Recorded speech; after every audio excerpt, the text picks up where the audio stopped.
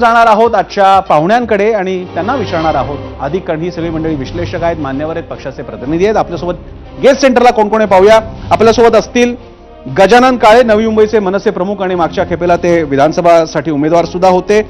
अनिश गाढवे, शिवसेना उद्धव बाळासाहेब ठाकरे पक्षाचे नेते आणि प्रवक्ते. मृणालिनी नानिवडेकर, राजकीय विश्लेषक. विश्वास पाठक, भाजपचे प्रवक्ते. अतुल लोंढे, काँग्रेसचे मुख्य प्रवक्ते आणि नेते. आणि सतीश वळंजू, की जे दोन्ही शिवसेना एकत्र येण्याच्या एकाच ध्येयाने पछाडून ज्यांनी अनेक वर्ष सध्या काम केलेलं आहे ते सतीश वळंजू सुद्धा. सगळ्यांचं स्वागत. मी पहिल्यांदा कार्यक्रमाचा एक टोन सेट करायला पहिल्यांदा सगळ्यांची बेसिक प्रतिक्रिया मी घेणार आहे. मी पहिल्यांदा जातो मनसेच्या गजानन काळे यांच्याकडे. गजानन काळे, हा प्रश्न कालही मी आपल्या चर्चेत संदीप देशपांडेंना विचारला होता. ठाकरे ब्रँड राज ठाकरेंनीच मोठा केला आणि सांभाळला आहे.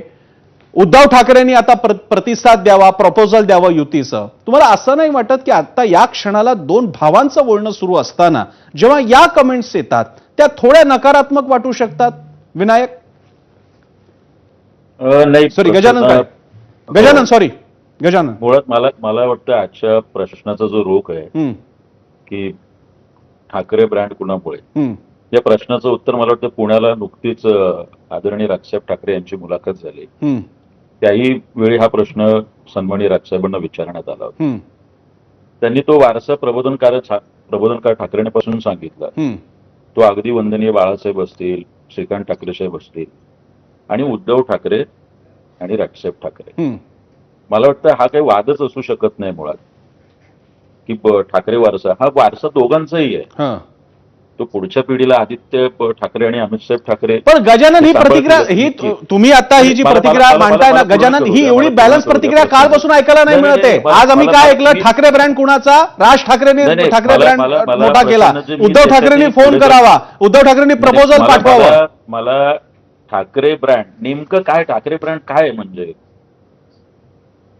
ज्या ज्यावेळी या महाराष्ट्राच्या हिताचा विषय असतो, ज्या ज्यावेळी मराठी माणसाचा विषय असतो, मराठी भाषेचा विषय असतो, ज्या ज्यावेळी धर्माभिमानी हिंदुत्वाचा विषय असतो, त्या त्यावेळी भूमिका घेणं हाच म्हणजे ठाकरे ब्रँड ना. बरं, मी फार 19-20 करणार नाही, पण तरी सुद्धा वंदनीय बाळासाहेबांच्या नंतर आपण महाराष्ट्रात म्हणजे काल परवा हिंदी सक्तीचा घेतलेला विषय असेल या सरकारने, सर्वप्रथम या सगळ्या नेत्यांमध्ये म्हणजे सर्व राजकीय पक्षाच्या नेत्यांमध्ये राजसाहेब ठाकरे यांनी एक भूमिका घेतली कडक. बरं, त्यानंतर तो निर्णय बदलला. म्हणजे निश्चितपणे सामाजिक संघटनाही होत्या, माझे मित्र असतील दीपक पवार, ही सगळी मंडळी पण त्यात होतीच. बरं, राजकीय पक्षाच्या व्यासपीठावर ही तात्काळ म्हणजे राजसाहेब ठाकरे यांची भूमिका मराठीबद्दल असेल किंवा हिंदुत्वाबद्दल ही नैसर्गिक आहे. बरं, आणि ते प्रबोधनकारांपासून ते वंदनीय बाळासाहेबांपासून ते राजसाहेबांकडे परिवर्तित झाले.